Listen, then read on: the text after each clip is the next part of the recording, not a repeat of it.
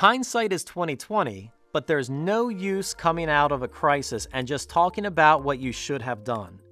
You must anticipate and come up with a backup plan that can prevent a current risk from turning into a future crisis.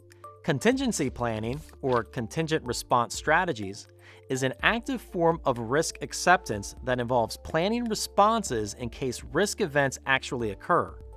It also involves assigning reserves so that the responses can be executed when required. Reserves are typically sums of money, but can encompass time, materials, and staff. They're any resources required to counter a risk effect's impact on a project's scope, schedule, cost, or quality.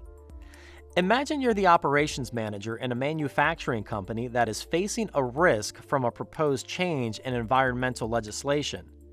If a new law is enacted, your company will have to invest heavily in more energy-efficient equipment or face stiff penalties. You create a contingency plan that includes an equipment purchase plan, and you assign a cash reserve to implement the plan in case the law is passed. A contingency plan doesn't involve mitigating risks by reducing the probability that they'll occur, and it doesn't mean you simply ignore the risks. Instead, you make sure that plans and resources are in position if the risks occur. Where appropriate, you can implement your plan to tackle a threat or exploit an opportunity. Use stakeholders' risk tolerance to determine the level of risk for which you create contingency plans. Let's say you work for a courier that specializes in urgent deliveries of medical and pharmaceutical supplies. Your company has a key contract with a transplant hospital where delays of even minutes may cost lives and put the contract at risk. In this case, you're dealing with a low risk tolerance, and you should create solid contingency plans for the risk of delays. In a project with a very flexible schedule, however, you may not need to devise a contingency plan for a risk that would delay the project only by a few days.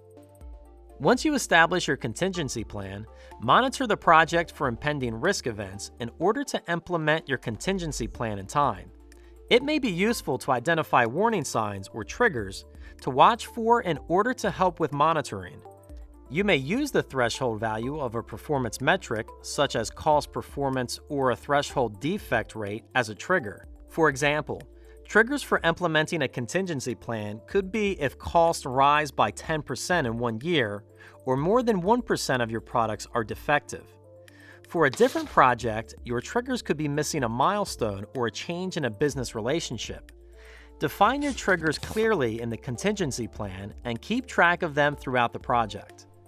Put these steps into action to ensure you have the contingency plan needed to prevent a potential risk from becoming a real crisis.